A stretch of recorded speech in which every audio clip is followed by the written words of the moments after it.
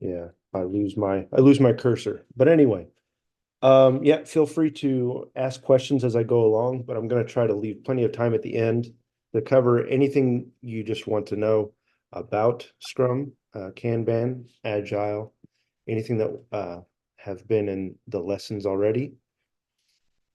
And I appreciate everyone being here and for the most part being on time. So Kanban is an agile framework. So it replaces Scrum, although you're still working with a Scrum team. Now we're working um, with a different framework, which is called Kanban.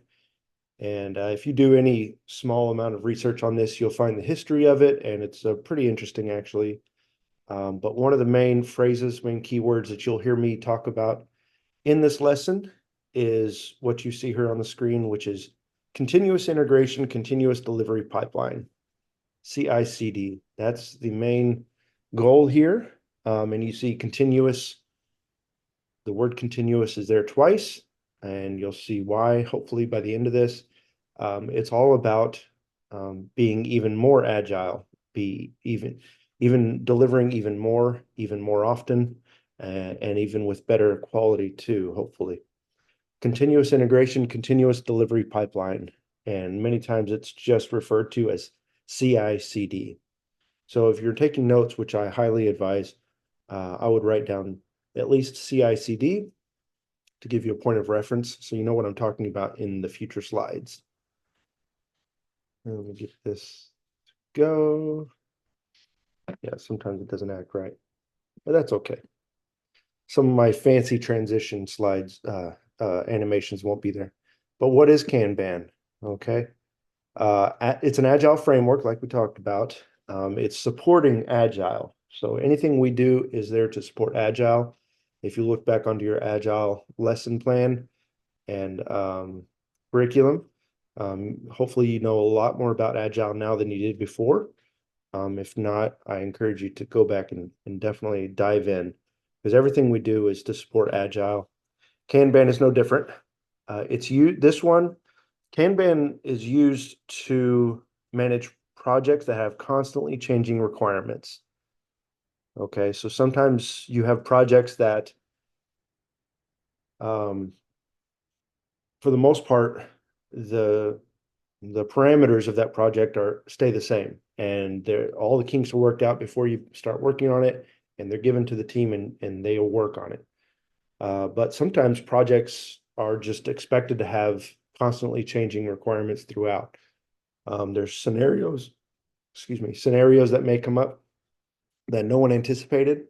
Um, and if you'll see on the second bullet point, it's mostly used for maintenance projects. So that's like, imagine you're working on a car, or even simpler, you're working on the sink in your house and you've never worked on a sink before.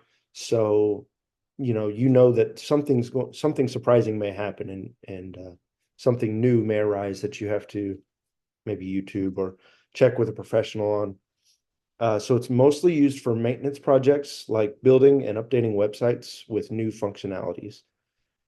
Um, it's also a pool system. This is an important note, a pool system where the team pulls stories from the backlog, when they have capacity to do so, when they have bandwidth, and they take it to the to-do column, and then to the in progress, and then ready to demo, and then to done. Now, this isn't exact. This verbiage I'm using here is not exact. Every team's different, but generally you're going to pull it somewhere from backlog through the other columns and then to done. That's generally what you're going to see. So the team can pull these stories, right? They aren't assigned to them generally. Um, so you'll see more of what I'm talking about in future slides as well. So some differences from Scrum to Kanban. You learned a lot about Scrum, hopefully, last week. This week we're talking about Kanban, remember, so some things are changing. One of the main things that's changing is the removal of these three ceremonies. Retrospectives, not necessarily removed. Um, but it's done in a different way. So now instead of a retrospective after each sprint, we're going to do retrospectives after each release. So anytime the team releases something out into production or into the live environment, you do a retrospective to find out how you could have done it better. The whole process. You review your whole process from when you knew you were going to have the release to the date that was set to the documentation that was needed. You have a retrospective on all those things, and you just ask very simple questions, which we'll get into later, to make that type of meeting happen. But you're no longer working in those generally what's a 2-week increment in sprints. Now you're doing it after each time you release the partial product. You want to adapt better team processes and implement action items to become higher performing teams. So the point is to get better. Just like in your personal life, everything you do, you just want to be a little bit yet better than yesterday. Now we just want the team to be a little bit better in the next release than we were in the last one. So that's what a retrospective is for. Another essential of Kanban is creating a detail board. It'll look just like a Scrum board if you don't look close enough. But here we have something called WIP limits. WIP limits stands for work in progress limits. It's a maximum amount of work that can be in each column. So each of the columns has a maximum workload for the team.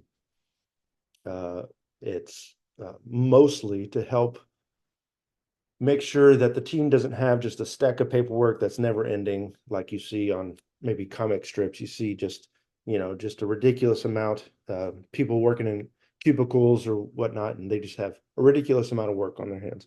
We don't want that. We want focused teams with goals and specific small individual goals as well. So we'll talk about that more as well. And then the daily stand-up, it still exists in Kanban. It does maybe change the way you address the team, but pretty much it stays the same. You can really focus on the agile best practices so that the team can be ready to demo anytime. So demo when ready is a key term that's used in the Kanban framework.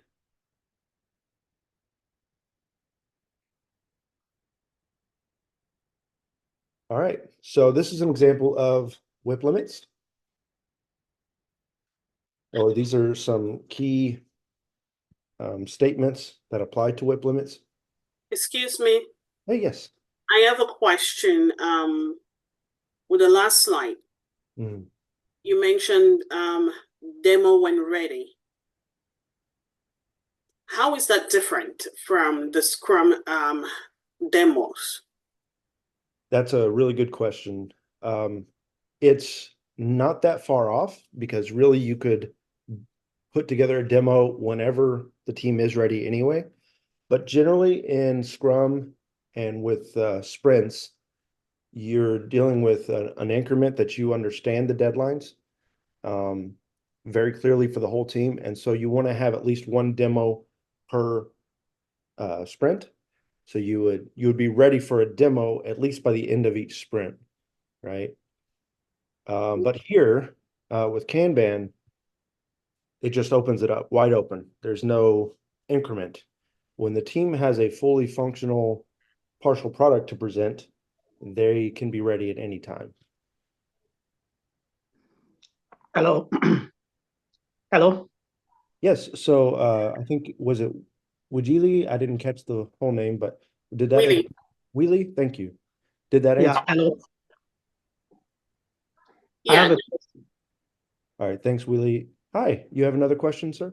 Yes. Your number 2, create a detail board and set a WIP limit for each of the column to place a maximum workload for the team. Yeah. Under Scrum, we usually have capacity for each worker. But here you're talking of WIP, but this WIP is in relation to a team. But under a Scrum is in relation to each worker. So how do you square that? Oh, that's another great question. You might be a little bit ahead of the team because I'm going to be getting into WIP limits more, but great question. Yeah, so the great thing about Kanban is that, like you said, you have a maximum amount of work that the team can be allowed to do. You're no longer like tracking a capacity. Now you may be expected to kind of understand overall the bandwidth of the team, capacity of the team as a whole. And I mean, this is how you can kind of track that with Kanban, but there's less tracking in Kanban and there's more just getting the work done. Okay. But that is a great question. Great comparison. I hope some folks took some notes. That could be a whole nother slide as it is. Thank you for bringing that up. All right. Great questions, everyone. Thank you. And feel free to bring up your questions anytime you think of one. So one thing about WIP limits, they are assigned to each column on the very detailed board. The limits are changeable and they're intentionally flexible and typically for maintenance projects. We've talked about some of that, but you should know that the limits are changeable and intentionally flexible. The point of Kanban and the very tricky task of a Scrum Master who's leading a Kanban team is to try to make sure that folks are completing high priority stories first and then move on to the others. That seems simple. It seems sort of like obvious, but it's actually harder to implement than you think. What has to happen correctly is that the product owner has to create the story with the correct amount of priority. And if it changes, how does that change the workflow and which story gets done first? So those are moving pieces that a Scrum Master should be kind of watching closely, making sure that the high priority stories are done first. And if they're incorrectly prioritized, work with the product owner and get them prioritized correctly, and then move on to the others that are less priority. That's, I guess, the main point I'll drive home from this slide. And hopefully you've circled and put a star next to that note if you're writing it down. Complete the high priority stories first and then move on to the others. All right. So here's where I mentioned earlier the ceremonies that you learned in Scrum. When you're talking about Kanban, you got to adjust how your Scrum team is going to be. And for the majority, or this is the right way to do it. I'll tell you the right way to do it. It doesn't always happen flawlessly, but with enough coaching and sticking to your Agile beliefs with the team, you're going to be able to accomplish this no problem. So daily stand-ups and demo when ready. So you want to refine the backlog items daily. And how are you doing that?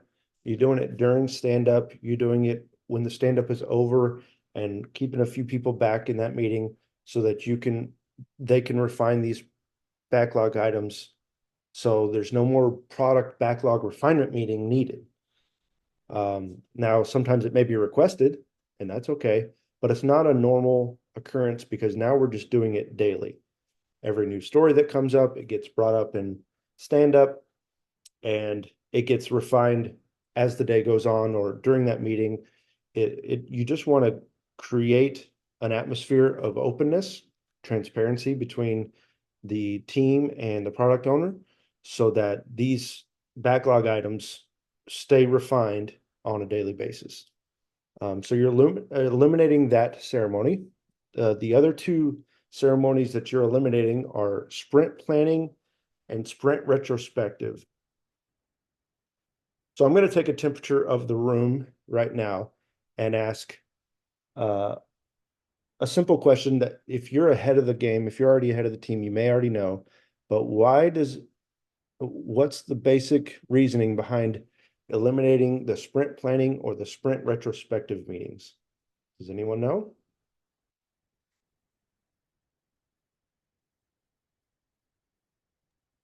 Well, since we are doing it continuously, it's a continuous process. We don't need, you know, the planning, the sprint planning or retrospective, because we are doing it continuously on a daily basis. That is a great answer, actually. And even I could simplify it even more. We don't work in sprints anymore. So you wouldn't have a sprint planning or sprint retrospective meeting if you don't work in sprints, right? But your points are more actually even more deep than I mean, you're way ahead of the game. I appreciate that. Planning is for when you know that an increment is going to begin and end at a specific time. With Kanban, it's continuous, like Mohammed said. And of course, we talked about sprint retrospectives are now replaced with someone besides Mohammed. Can you answer what are we replacing the sprint retrospectives with? We talked about it in a previous slide.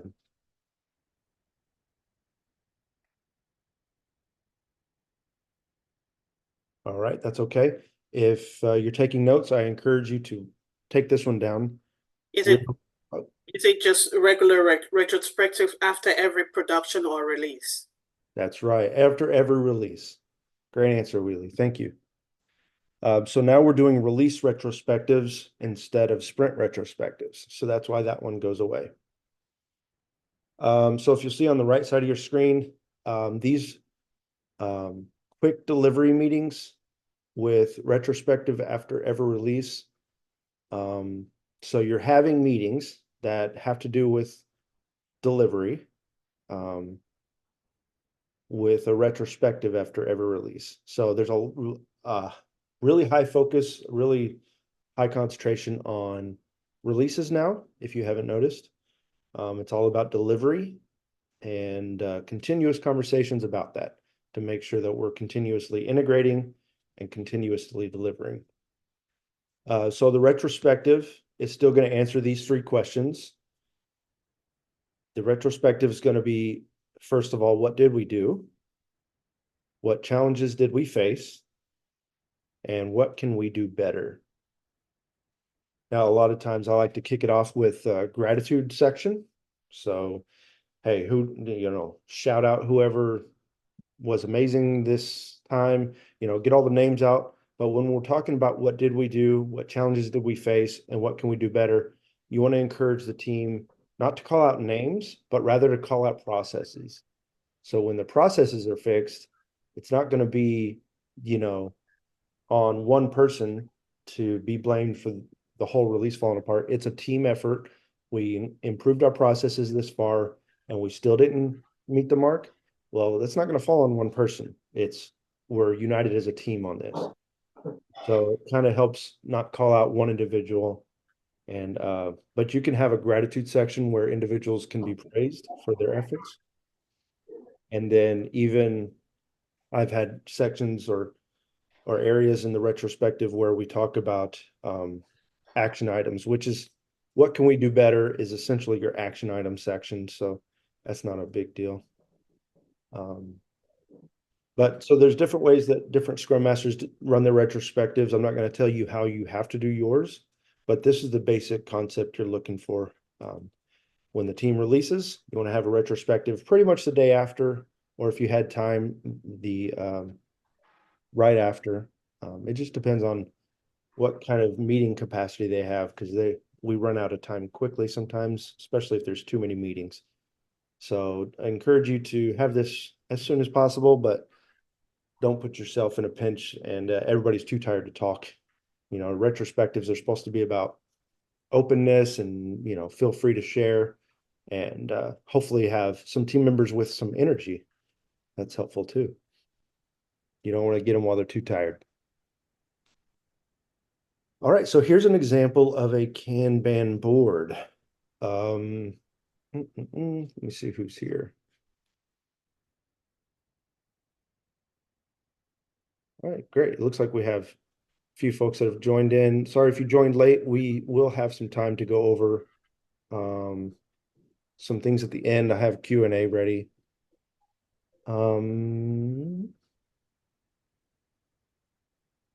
right, I'm seeing who's here now. If I haven't heard from you, I encourage you to speak up. Can anyone tell me, unless I don't want folks that have already talked, and I appreciate your input, but I want to hear from folks who are sitting on the sidelines. What are these red numbers on your screen? I have the Kanban board pulled up, and on the Kanban board, you'll see these numbers above here. Can anyone tell me what these numbers might mean?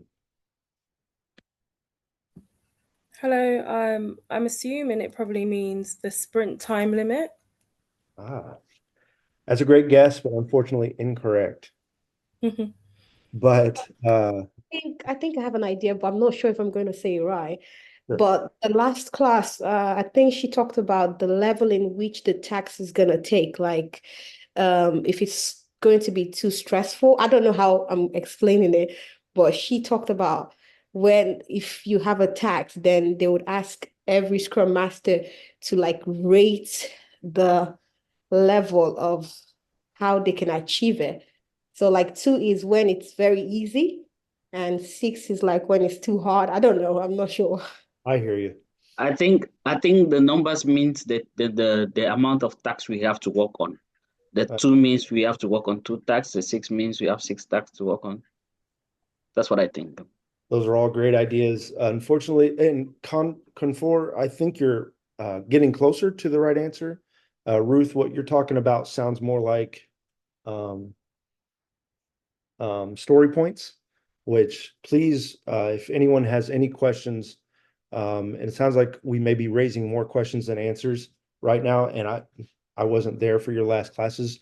Please, I encourage you to ask your questions as it relates to those things that I think a couple of us may still have some questions on past classes, and that's okay too. And I see a hand up here. Wheelie, I know you've really been paying attention. Go ahead and give us the right answer. I think they are week limits. Great. Yeah, if you maybe joined late or haven't been writing notes or listening as closely, I hope everyone's able to see the screen. Those red numbers, and this is the first time I think Wheelie had seen this graph, but she's correct. These are WIP limits. So Confer, when you had mentioned these are the amount of tasks, well, these aren't the amount of tasks we have to do. Rather, maybe it's just the way you phrased it, but this is the maximum amount of stories that can be in each column. So if you have done some of the lessons that have been put together for this class, you'll know what stories are. Stories are partial product tasks. We can call them tasks in this case, just to help everybody get on the same page. Partial products that each person is doing. So a story, a good example I like to use is, imagine you're trying to build a tree house. Okay.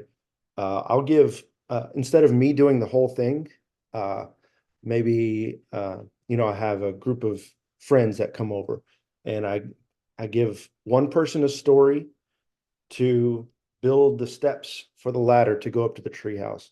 I give someone else a story to put on the roof. I give someone else the story to, lay the foundation wood. I give someone else a story for the framing.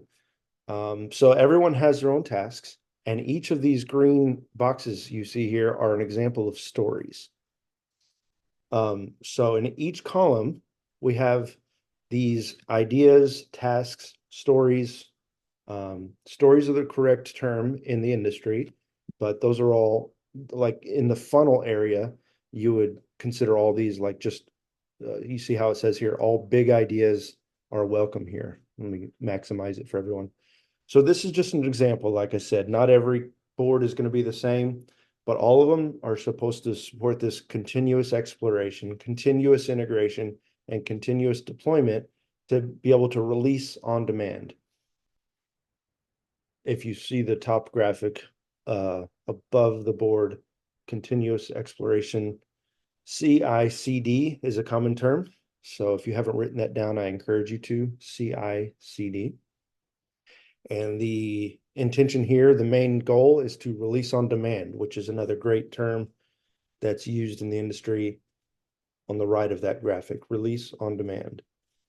So yeah, sorry for those. It seems like we have maybe a wide array of folks that have maybe more understanding in this class, and some folks who are still trying to get the basic concepts down.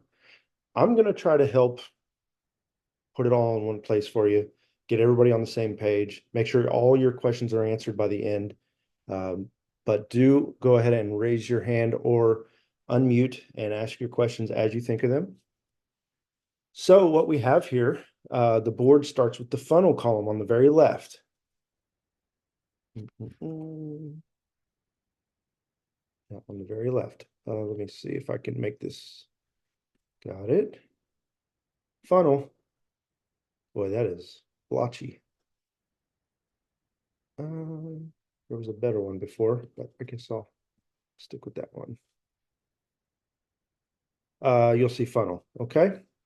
And then if you follow my green dots, this column over analyzing, it is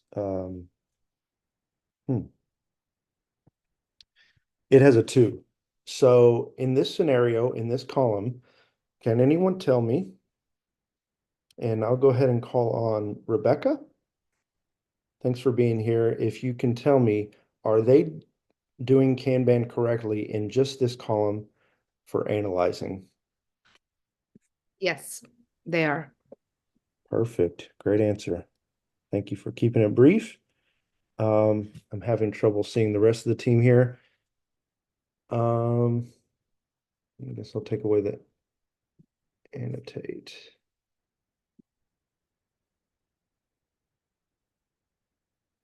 Huh, it used to be different. That's okay.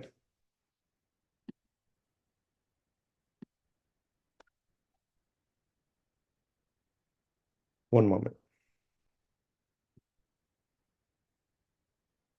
All right, hopefully you all can see my screen again. And I'm going to call on someone else if you haven't spoken. Let's see if I can get it going.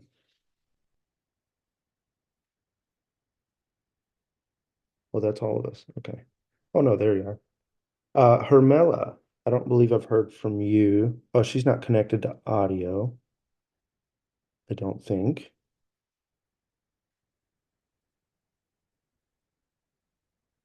Okay. Oh, Hermela, I do see you there. I don't know if you've had a chance to speak, but can you answer this question in the backlog column? Do you think they're doing Kanban correctly in this scenario? Hopefully you can see my cursor.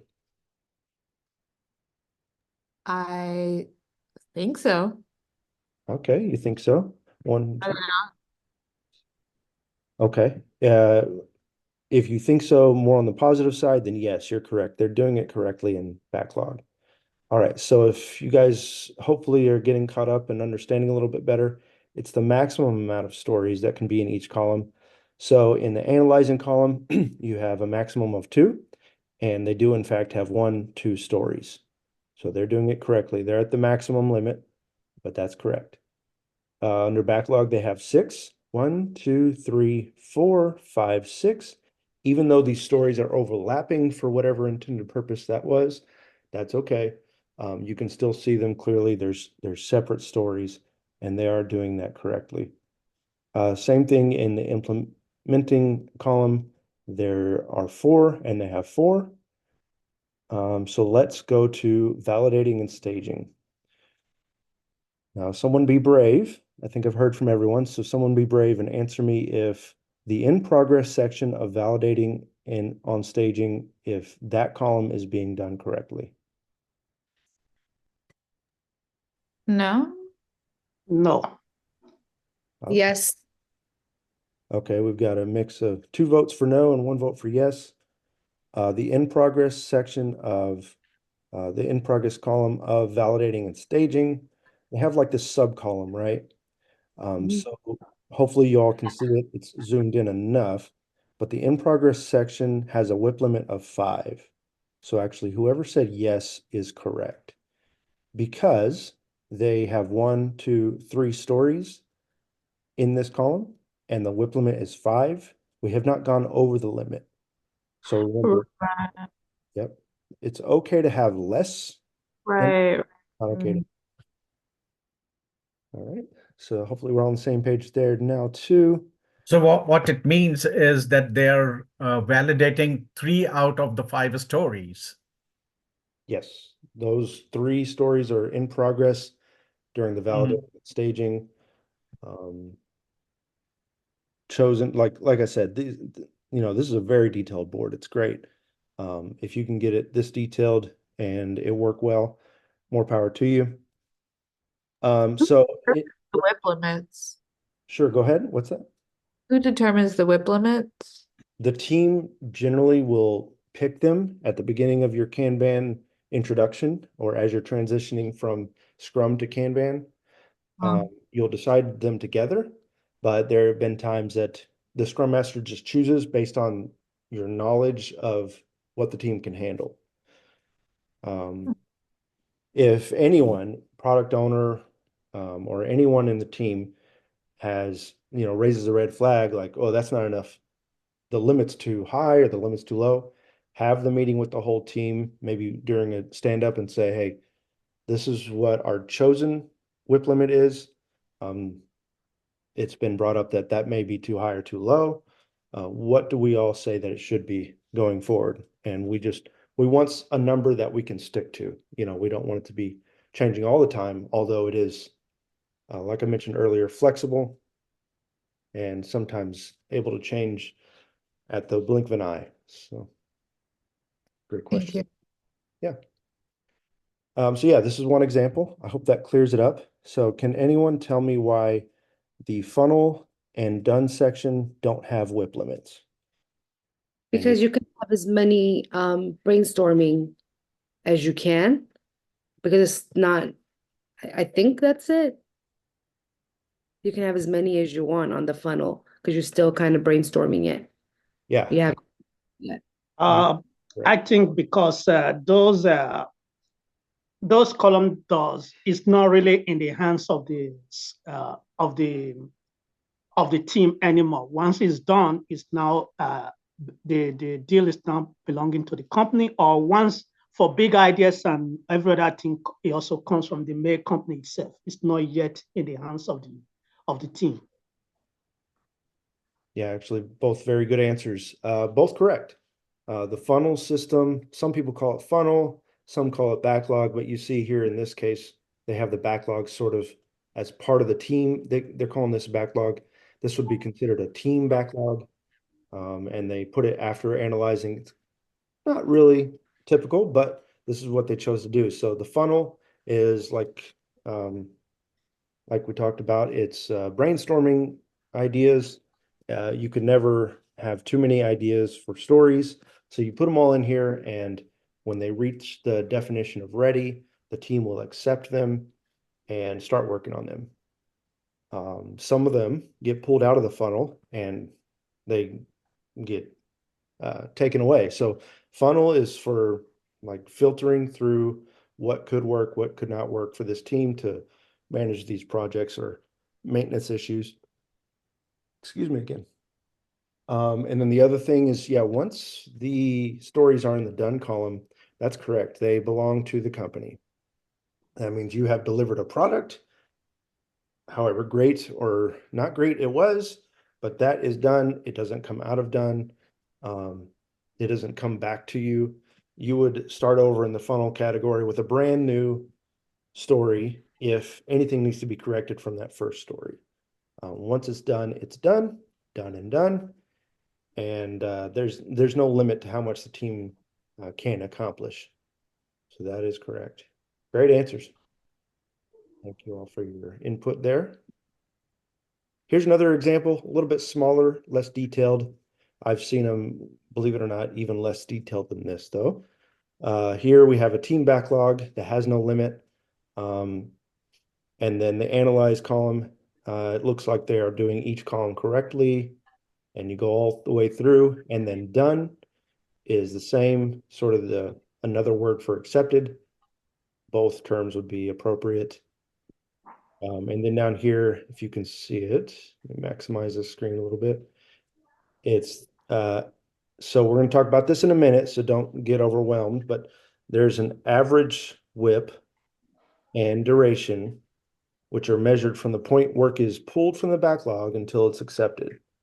So there are some metrics that are used, and we'll talk about them in a minute.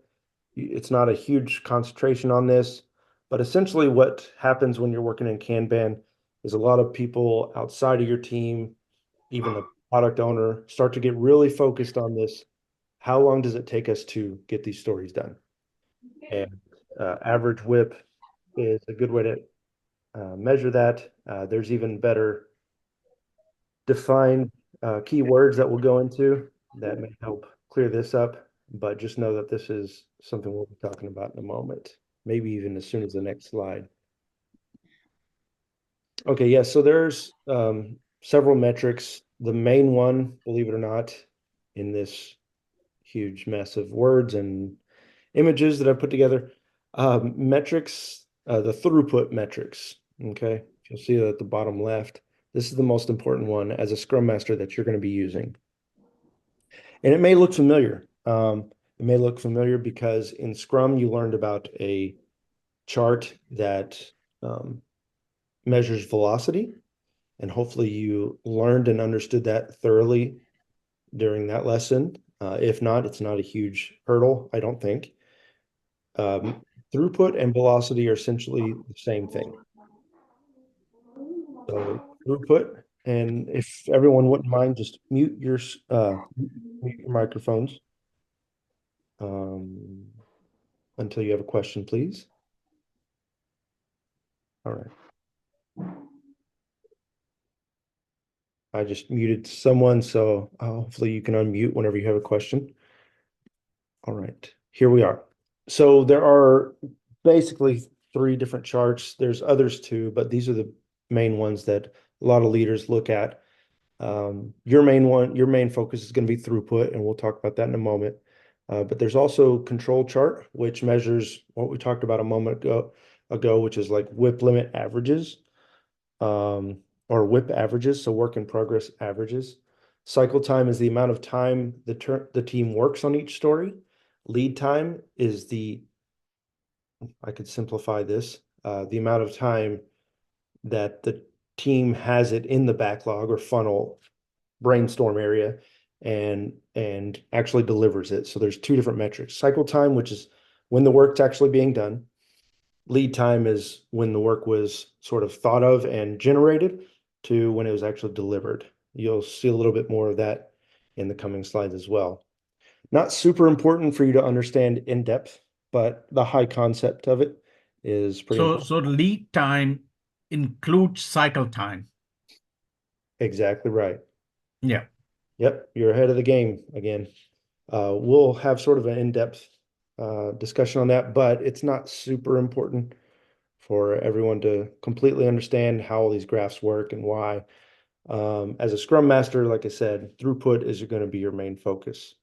So don't feel like you're falling behind if maybe you don't understand cumulative flow diagram. Boy, what an intimidating name, right? But how much work is being completed over a longer period of time. It breaks down the quantity of cards. Cards is another word for stories. So just know that how many cards are being dedicated to each column on the Kanban board and quantifies additional stories over time. Don't think I have a better view on this graph than this. So I'll kind of zoom in to give you some kind of idea. Let me see if I can zoom in even further. No, not really. That's okay. If you see the cumulative flow diagram on the bottom right, it has categories in purple, blue, yellow, green. Okay, the purple is the backlog items. So guess what? We're always going to have more backlog items than anything else because that is the very left side of the board. The very left side of the board has all these brainstorm ideas. So we're always going to have more of those than anything else. And then once a story or card gets moved from backlog to to-do, it ends up showing up in this chart as a sort of step in the process, and it shows how many of those items were in the to-do column during, as you can see here, it's an example from March 2018 to July 8, 2018, almost to August. So it shows you how many during that time. There's also cycle time and lead time in this chart. You can see backlog items are determined to be even things to do, could be considered backlog. It's a detailed, sort of intimidating chart that luckily as a Scrum Master, you won't have to encounter too often, but do be ready for at least these terms, these basic terms to come up and be ready to speak on it for your team. Throughput is very simple. Throughput is the average points delivered per month or per week. It's like the velocity metrics in Scrum sprints. But here, remember, we don't work in sprints with Kanban. So in this example, we're just doing every week. So there were 10 cards delivered in week 1, 8 delivered in week 2, 12 delivered in week 3, and 10 delivered in week 4. Let's go to the next one and see an example that we can break down. If you remember velocity in Coach Pete, sorry. I had a question about the previous slide sure. on the cumulative flow diagram. What is the y-axis? That is the I can amount of see that the x-axis is the timeline, Mhm. but what about the vertical axis, the y-axis? That's on, in this example, it's the amount of cards, stories. So it's some amount of cards or amount of, you know, stories. Mhm. Okay. Exactly. Yep, good call out. All right, so throughput is the main one. It shows the number of stories or points completed per week or per month. In this case, we're going to consider these numbers in the example here as points. You're going to be measuring over several weeks or months to predict the number of, okay, we are going with stories, usually completed by our team per week or per month. So if in this example, we delivered 10 in week 1, 8 in week 2, 12 in week 3, and 10 in week 4, can someone tell me, without cheating, can someone tell me the average?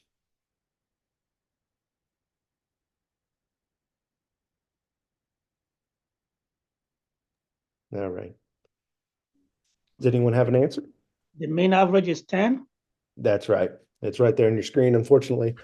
Not very tricky, but if you know how to do averages, you're adding 10 plus 8 plus 12 plus 10, and then divide by 4 because you're looking at the past 4 weeks in this example. So, does anyone need a little more help with the throughput chart? It's very important that you understand it. And of course, if you go back to your notes on velocity, it's the same exact type of chart, just done in slightly different way. I have a question. Mhm. Who plot this graph? Is it the Scrum Master or is something the management work on? It's generated by the work in the system that the team has completed. Okay. And generally, a Scrum Master would pull this chart from the system, but anybody can actually pull it at any time. But the Scrum Master needs to be like the one on top of it and understanding the why. Why did we deliver 10 in one week and 8 on the next? You just want to be able to explain the drops. That's the main thing. All right. And once a Scrum Master goes through this kind of information, what kind of lesson does he or she needs to learn from something like this? Yeah, that's a great question. The lesson is more for the team than the Scrum Master. The Scrum Master needs to be able to coach the team on processes and ways to improve the throughput over time and give a realistic, transparent look at, this is where we're at. It's not as good as we could have been had we kept our processes in place, this continuous integration, continuous delivery, keeping the trust, but also keeping folks somewhat accountable. And the product owner's usually pretty good at that if you've ever worked with a product owner. One last question. The throughput is plotted with storylines, or what we call user stories. But during the what was that again? The work in progress plan. Most of the items were in features, not in storylines. Are you talking about something on my screen, one of my slides? Yes. I don't recall. Yes, over here. You're talking about these. Okay. Under backlog, we have features. Under implementations, it was features decomposed. Oh, I see. I see what you're seeing. So yeah, this example is not mine. Yeah, I pulled it straight from the internet. But it's features approved by product management. So these are stories, but underneath it's talking about, like under implementing, it says features decomposed into stories, which is essentially what stories are. Stories are made, created, delivered, all to support the feature, which is the bigger program level decisions about. That's basically the program level just above the team. They have these bigger feature ideas, and we break them into smaller stories. One last story. What do I call this plan? Is it a plan or a graph, or what exactly is the name of this? It's the Kanban board. Kanban board. Okay. Yes, sir. Yes, sir. Thanks for those clarifying questions. All right. So if no one has any more questions on throughput, we can move on. But I want to make sure you all have a very, very good knowledge on it and understand how to do basic averages is the main thing. Sounds like we have achieved that. So I'm going to move on. Hey. Keynote, not very nice today. Okay. So like I said, I'm not going to get into a crazy amount of detail with these charts. Don't feel like you're falling behind if you're not getting it completely. But control chart can be important. You basically want to, when you hear the word control chart, you want to understand that it's measuring issues that come up. A story is an issue. A bug is an issue. A task can be considered an issue. There are many, many issues that could come up. Some of them get put into the system, and then leaders begin to track it. So a control chart will generally show like a development manager, someone outside the team. It'll show them the cycle or lead time for the product. It takes the time spent by each issue, spent on each issue in a particular status, and maps it over a specific period of time. It shows how the process changes over time. So basically, they're just looking for if the team is improving or not, if the product could have been delivered faster or not. And I'll have even a little bit better example. But this is what it looks like. Control chart. Wish I could zoom in. Let me see if it helps me zoom in this way. Yeah, here. Not the greatest, but you can kind of see there's this blue line that gives an average of where these issues occur during these elapsed days on the y-axis right here. And this red line is kind of their standard, whatever company this is, it's their standard of where they want the issues to stay under. So sometimes the issues were getting out of the time period standard, and then they started to get them under, and then they started to actually experience more issues that they were able to keep under that red line as well. Of course, if you can see, I don't know if it's easy to see from where you're at, but the green dots are filled in here. That means there's a bundle of issues that came all at once. The white dots with just a green circle are just one issue at a time. This is all, like I said, way more detail than you need to know. But if you ever see this chart come up, at least you know, hey, that's something that I know has to do with cycle and lead time. And let's get into a little more about cycle and lead time so folks can at least understand that. I think at least one of you, I think it was Mohammed, already nailed it. Lead time will always include the cycle time. It shows the quantity of work given in each state, including arrivals, time in queue, quantity in queue, and departure. So that's what the cumulative flow diagram does, in short. It also helps you see cycle and lead time. And cycle time is this green arrow. It's from when the development began to when the deployment happened. So lead time is just a little bit extra. It's when the stories were thought of and put in the system. That's your lead time. That's when they started. Like a product owner would create a story, it would end up in the backlog and the lead time would begin. Then they're considering this still part of the backlog. But then once development actually begins, once the work begins, they're considering that cycle time. So yeah, let's get back to this. Cycle time is the time spent on the work, on an issue when the work begins to completion and any other time spent working on it. For example, if an issue is reopened, worked on, and completed again, then the time for this extra work is added to the cycle time. Lead time is the time taken when an issue is logged until work is completed on that issue.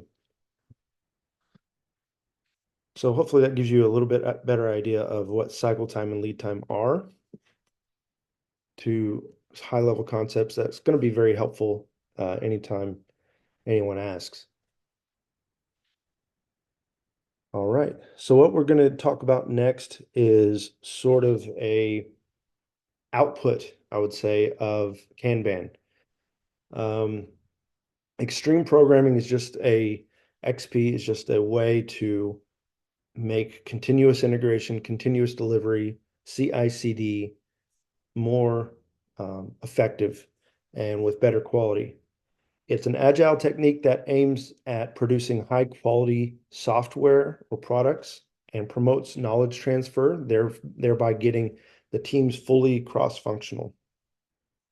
Cross-functional is huge. That means just because someone's working on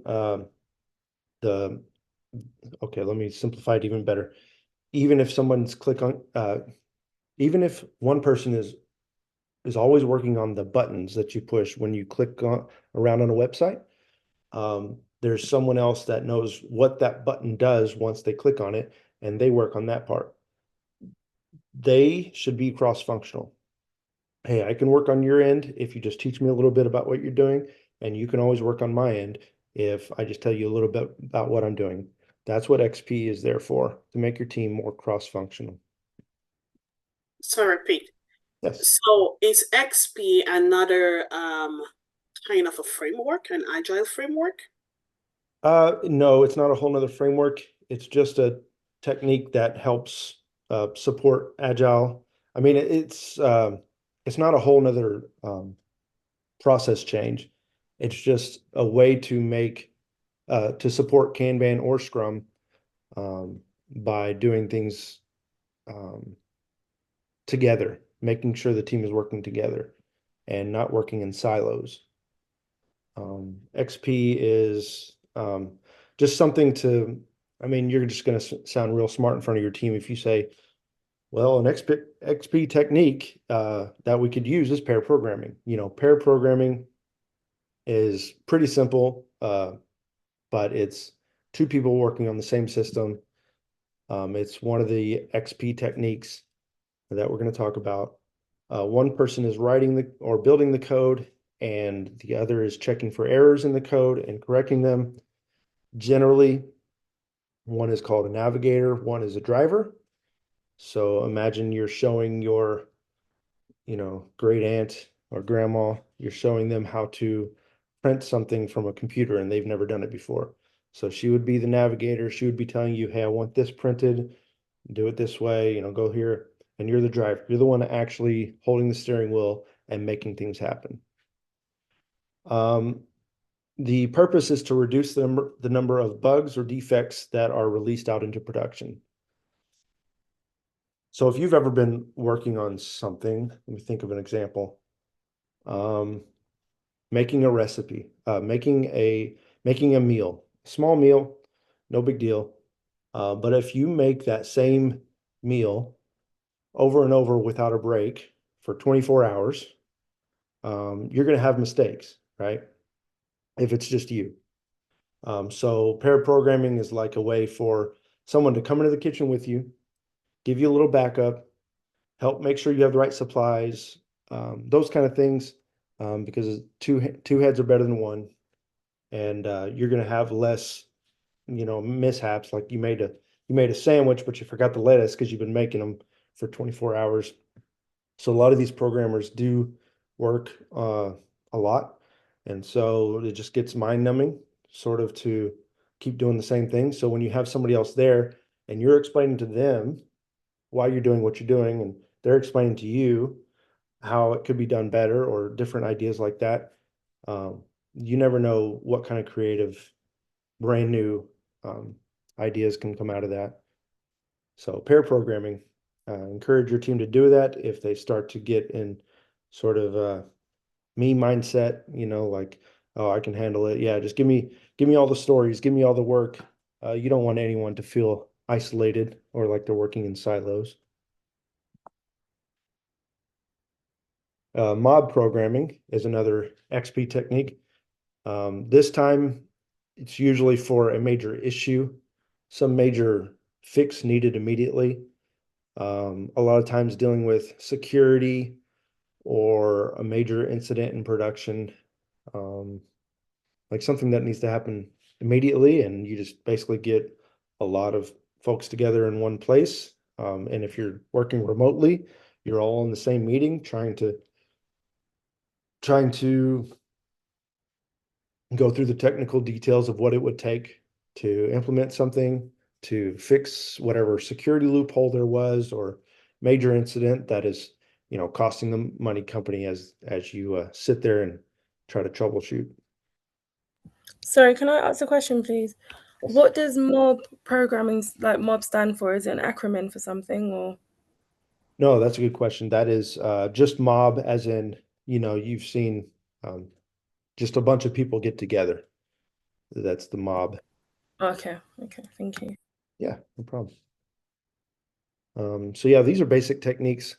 The next thing I'm going to get into is not really part of this. I hope that folks have quite a few Q&A. There wasn't as many questions as I thought, so we're actually giving you a lot of time back unless you have questions, whether it was on previous lessons or this one. Feel free to raise them here in the Q&A section, which are going to come up in a moment. All right, I'm going to move to the next one. This next slide is just sort of a helpful thing for you. Don't be surprised. It happens sometimes. You've never heard this word before, and most people don't enjoy it. Most teams aren't that good at it, and most Scrum Masters find either Scrum or Kanban works best. But sometimes you get in this strange middle ground. Scrum ban, we'll call it. It's a mix between using Scrum ceremonies and Kanban continuous delivery. It's a confusing time, we'll say. It's like the adolescence of a team that's becoming mature. Sometimes it happens. Sometimes you fall into it, as in you're coming from Scrum and going into Kanban, and sometimes you're transitioning back from Kanban into Scrum, and you just kind of get stuck. Here, there's going to be less focus on commitments at the beginning of the sprint, but here, just the fact that sprint's coming back into play lets you know that you're in a Scrum ban scenario. You can add stories mid-sprint in this case, but remember, you want to avoid that sometimes when you're in Scrum. You want to make sure that all the stories are planned out and chosen before the sprint begins, and the same ones are completed at the end. But here in this case, Scrum ban, you can just add them at any time. Mid-sprint is fine. Planning meeting is optional because, again, you can add stories at any time. What's the point in taking 45 minutes to an hour and a half of folks' time with a planning meeting when it's not even that crucial? The retrospective meetings can happen either, whatever the team chooses, after releases or sprints. And the velocity chart is usually used in this case.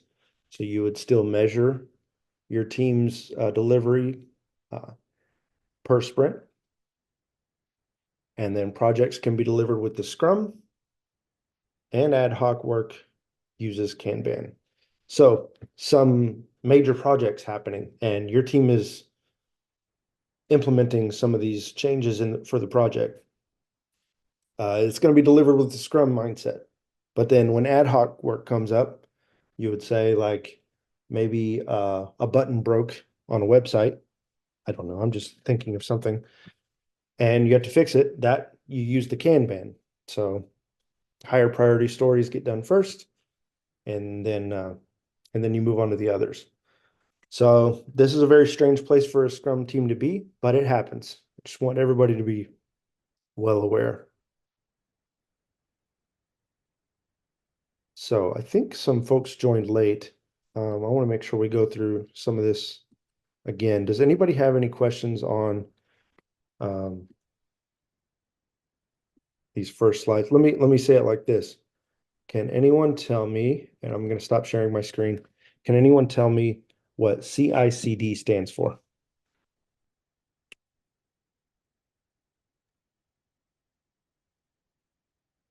Continuous improvement, continuous delivery. Continuous integration, continuous delivery. Oh, integration. Yeah. Improvement's a great one too. It's just like a key term, but yeah, continuous exploration, continuous anything is probably good description, but that's the literal term. Integration and delivery, CI/CD pipeline. So when you say that, generally other folks will know that you are working with Kanban and not with sprints. All right. Like I said at the beginning, I encourage everyone to have their Q&A questions ready, even if it isn't related to the material we've talked about now.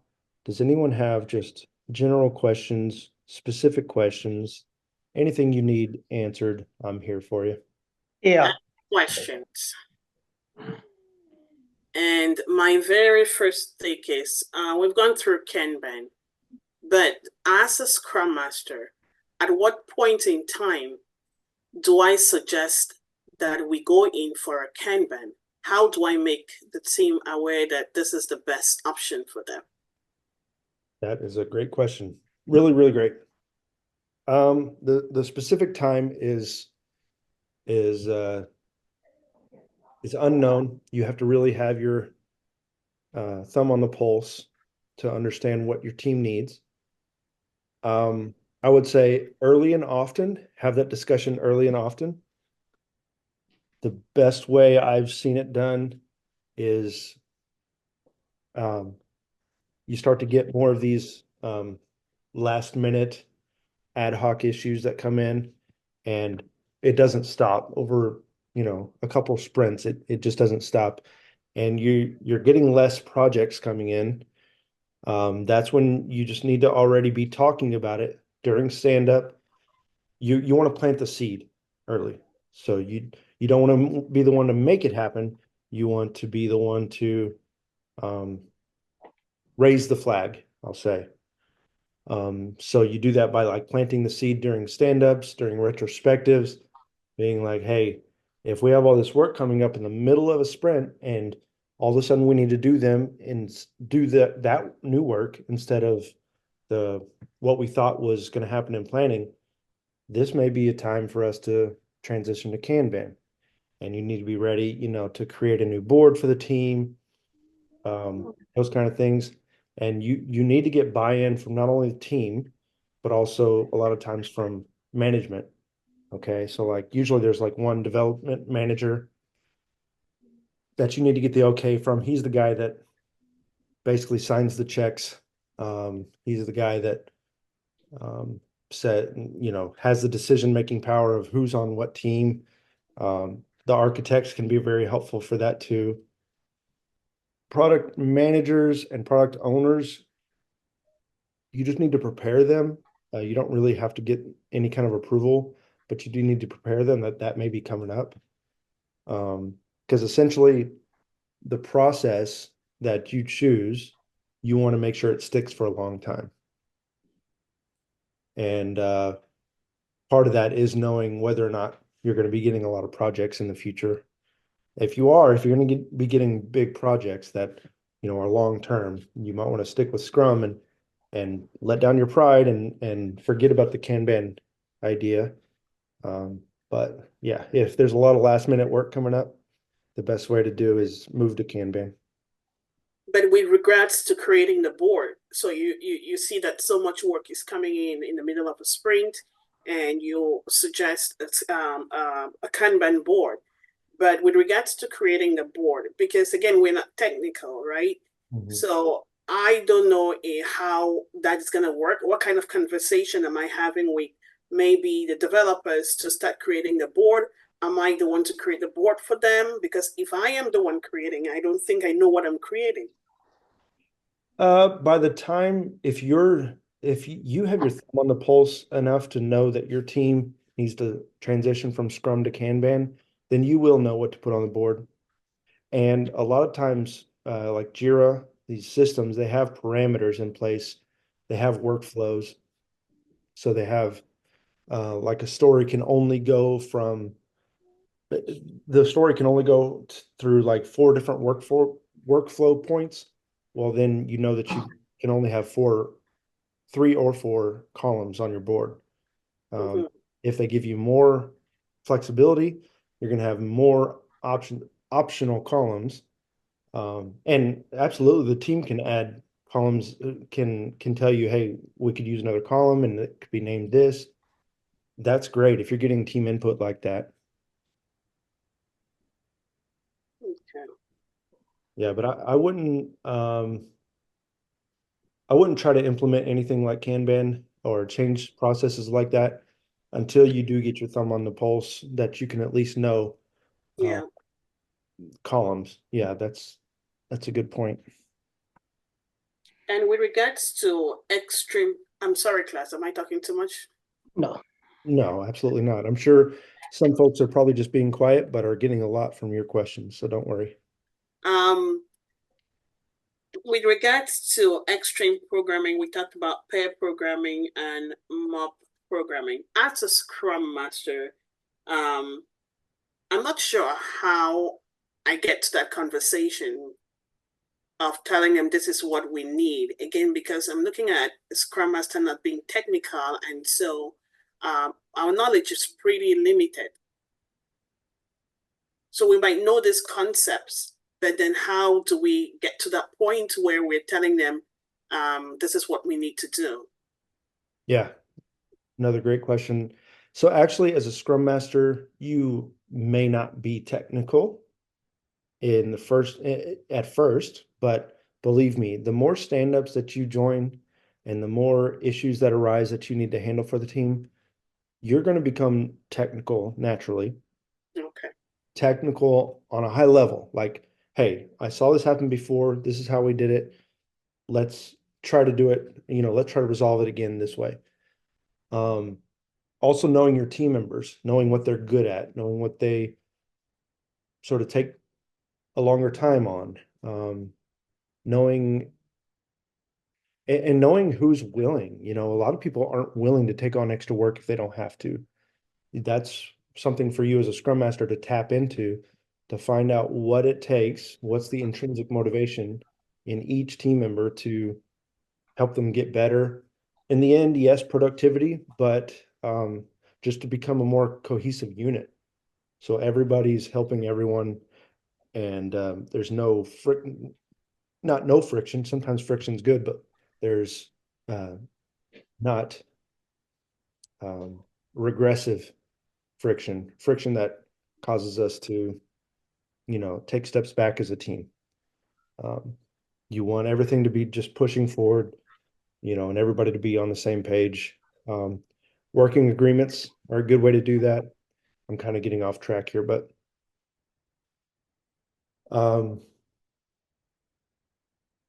yeah, I'm trying to think of and you want to avoid, I don't know if you've done too many interviews, but you want to avoid just saying you're just not a technical person. You become technical only because of your willingness to understand. So you will, as a Scrum Master, you will start to understand. Mm-hmm. And I can tell you're asking the right questions. You're going to be a good Scrum Master. You just want to be as inquisitive in the stand-ups as you are here, as inquisitive once you start meeting your team as you appear to naturally be already. Mm-hmm. And the more questions you ask, believe me, the more technical you're going to become, whether you like it or not. Okay. Thank you. Yeah, absolutely. I have a question. Yes. Under Scrum, motivating the workers, or ability to know exactly what the workers are doing, what each team members are doing, is very straightforward. But under Kanban, I'm trying to figure out, how do you tell who is working, who is not working, who is dragging the chain, and how do you motivate them? Oh, that's wow, really, really great. Yeah, because one of my favorite things about being a Scrum Master is the idea of individually finding motivation in folks. Um, so I want to pull back from the Scrum Master term, and uh, some of you may know, I'm not sure how widespread it is by now, but they've actually started changing the terminology of Scrum Master to team coach. So if you ever saw a coach on the sidelines, um, he's not just a good coach is not just yelling and motivating the team. It's not a sales presentation where you're trying to get sales up and tell them all they're going to be really rich if they do it. Motivation can come in many forms. And a lot of times you'll see coaches on the sideline, they'll pull the head in of the player and talk to them and whisper to them. And like there's little things that happen that when you're one-on-one with somebody that you're not going to get in a group setting.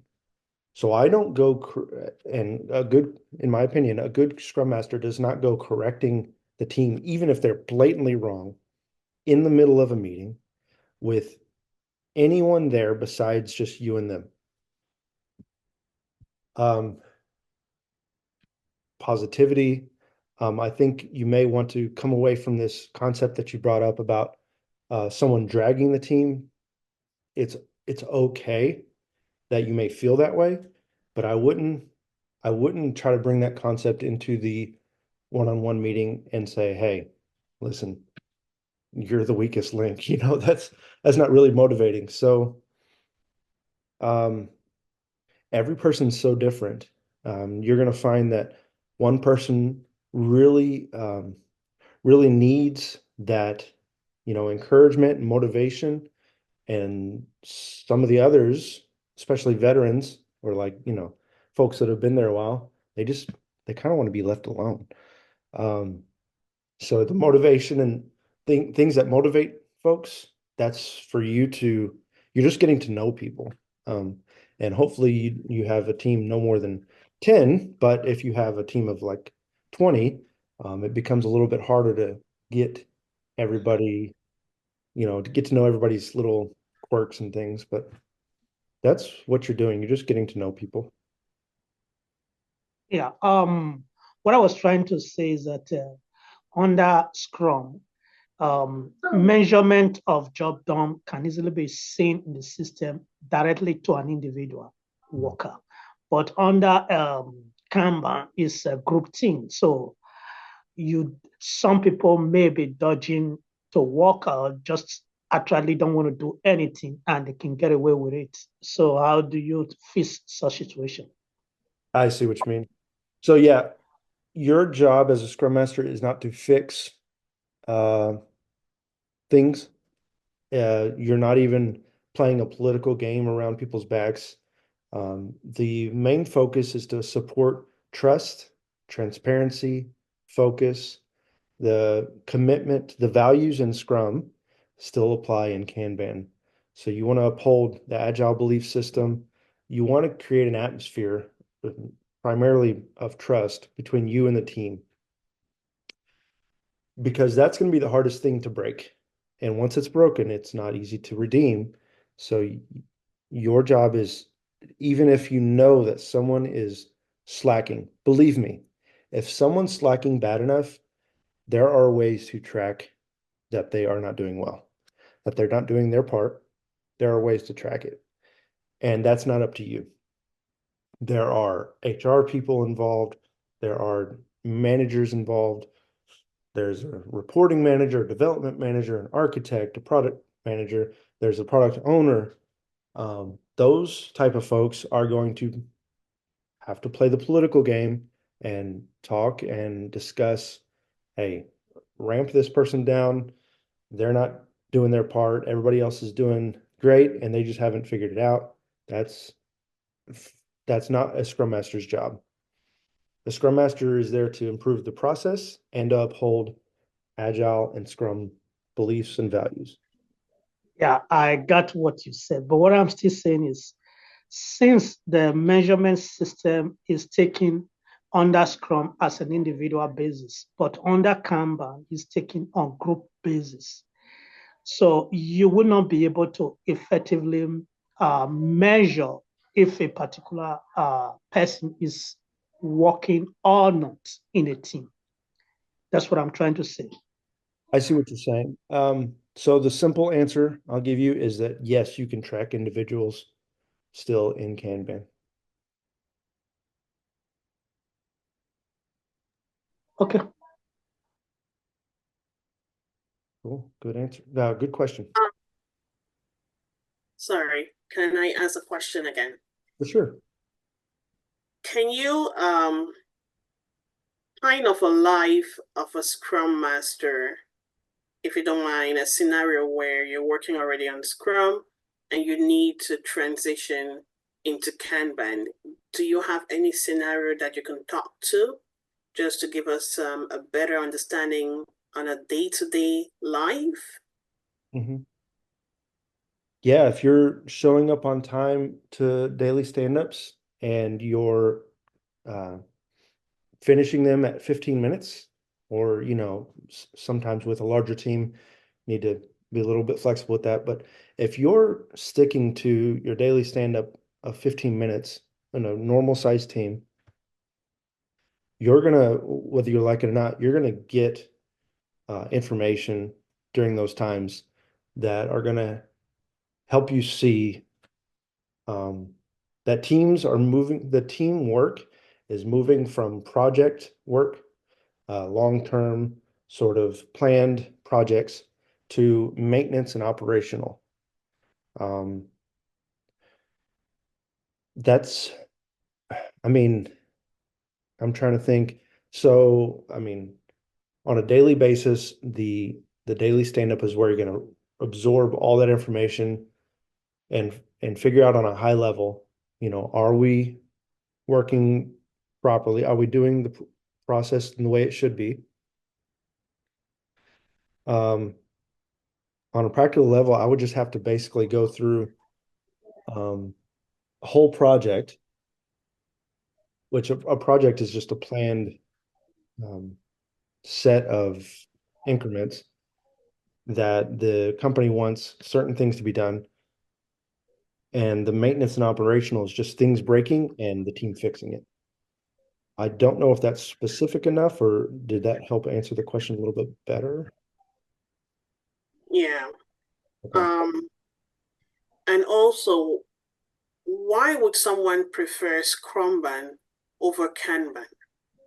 I don't know why. I think that would be a rare thing if someone preferred that. Okay. But sometimes you get stuck in it, Mm-hmm. in my opinion. All right. Can I ask a question now? You did talk about a motivator and a driver, and who chooses them, or does the the the developer choose who will be the driver or who will be the motivator by themselves? Right. So the navigator and the driver, right? For Yeah. pair programming. Yeah, great question. Generally, on a high level, you're usually going to have the senior developer as the navigator and the, I guess, junior developer or the not so senior developer as the driver. Okay. So you have someone kind of giving the instructions and telling them what they want, and then correcting them if they get off track, kind of watching them as they're doing the actual work, on the screen. One last one. From the product backlog, how do the team take the story? Do they take the story individually, like in Scrum, or do your general group is broken down into sub teams and then they pick a story from the product backlog, or what? How do they do that? That's another good one. Each team is different, I'll say that. But the different ways it can be done is, like, for example, the product owner is just kind of dealing with mostly the dev leads. Maybe they're handing out the stories to the dev leads. The dev leads are distributing them to the team. That could be one thing. Ideally, all the 100% mature teams, you can just not even assign the stories to anyone. No one's names on them, but people go through and pick the high priority stories first as they have bandwidth and capacity. So they're literally pulling it from one to the next column. I think you had another question beyond that. I hope I answered at least that part. Yeah. Who assigned the stories to them because they work at least in teams. When we say team, that means more than one person per any given story or features. So, and probably you have like 12 people in your general team, and you kind of have a sub team of about 3, which means about 3 or 4 people per sub team. And they go in there and pick a story from the analysis, and then they're going to work on it. How do they pick it? Do they pick it individually or pick it as a team, or you assign it to them? The team, as they mature, they're going to pick it themselves. It's going to be self-assigning. But there could also be just a discussion happening with the whole team during stand-up, and someone just gets chosen by the team. Generally, I mean, a Scrum Master, he'll step in if he needs to, but generally a Scrum Master shouldn't be assigning. I would even avoid the product owner assigning specific stories. Sort of the best compromise, like I said, that I've seen done is the product owner assigns the stories to the leads, and the leads distribute it to the team. I've seen that happen pretty effectively. I have to contribute. I think Sorry. the developers usually should pick up the stories themselves, depending on how capable they are. They will pick up the stories by themselves and work on. Yes, ideally, that's correct. And Can I then, just build on? Sorry, go on. yeah, there's one of the slides I didn't understand, the Kanban board, whereby we were saying the user stories were represented by boxes on the Kanban board.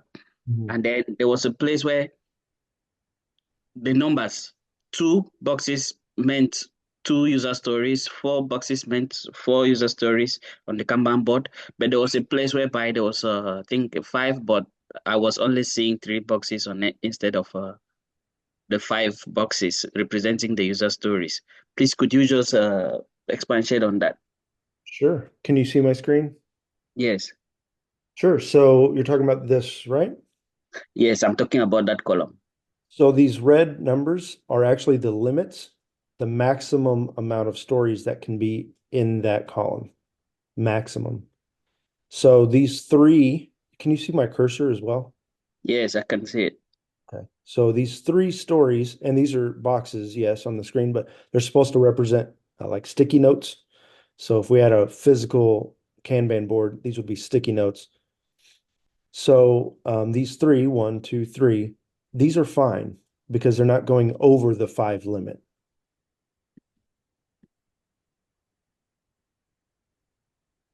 If there was 3 more of these in the same column, then that would be going over the limit and that would be violating the Kanban process. But there's only 3, so we're still good. We can work with 3 out of the 5 maximum limit. Does that make sense? Okay, yeah, it does make sense now. So just to build on what Zach was saying, so obviously in terms of the staff members, they're choosing their own stories, which I think is good because obviously everyone has different expertise. And starting off in Scrum, you may not know, as you said before, what strengths and weaknesses each individual has in the team. So you assigning it to them, you're probably giving the wrong thing to the wrong person, if that makes sense. Also, I wanted to say, for example, does every individual need to have the same amount of stories? Or if there's times where an individual chooses less stories than their colleague, would you then suggest in a polite manner that, okay, you've only got 1 story? Is there another one that you would like to take on board, etc.? Yeah, I would avoid trying to manage making sure that people have enough work in front of them. Even if you see them having 1 story, part of it is trusting them to know their limits. And part of them is part of it is trusting them to know if the story is complex enough, then maybe that's all they need to be working on at the time. So I would avoid like pushing Yeah. more. Good question. More workload on them. Yeah. Okay. Thank you. Like I would be cautious even if you see 0 work for this person to even suggest 1 story unless you understand the full backstory. Like you may not realize they're actually pair programming with somebody else to finish their story. Those are the things that you need to make sure that you know before you try to suggest putting on more work. Yeah. Yeah. Unless, if it's one-on-one, like if I was having a one-on-one with you, I would Hmm. probably bring up some of those questions and just be like, hey, look, I'm not the expert here, but what do Yeah. you think about taking on more work? Then it's just you're just being transparent and open with them. Yeah. Yeah. Perfect. Thank you. Good questions. Willie, do you have a question? No. Okay. Well, I think we could give a lot of time back to a lot of folks. I see someone has dropped already. Does anyone have anything they need from the team, from us here before we all split up?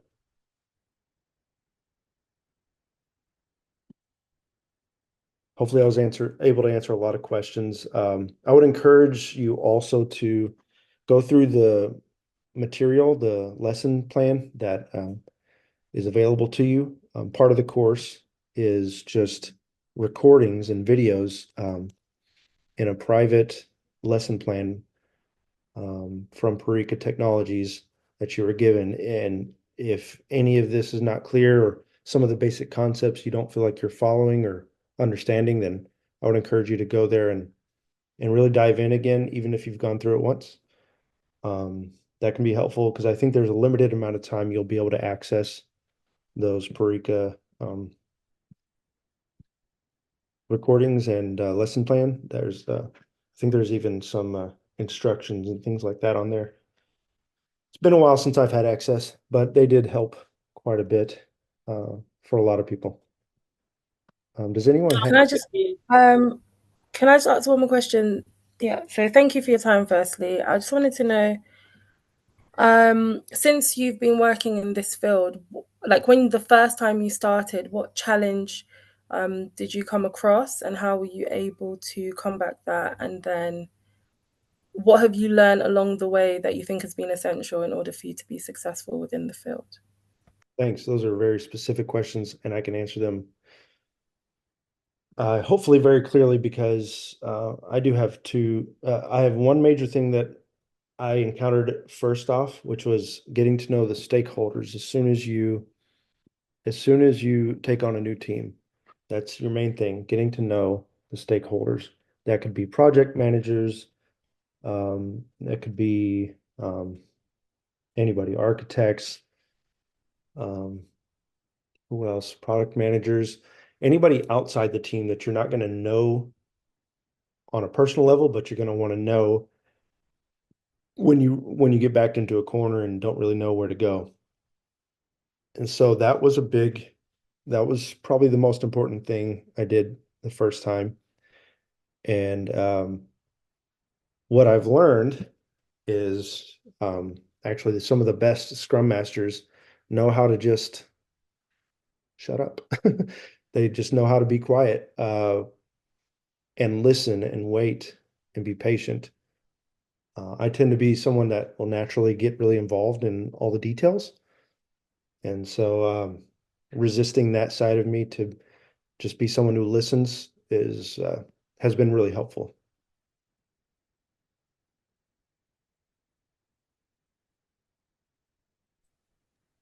Great. Thank you. Yeah. Yeah, Nabiri, you asked my questions. Oh, those were it, huh? Thank you. Oh, have I? Okay, that's good.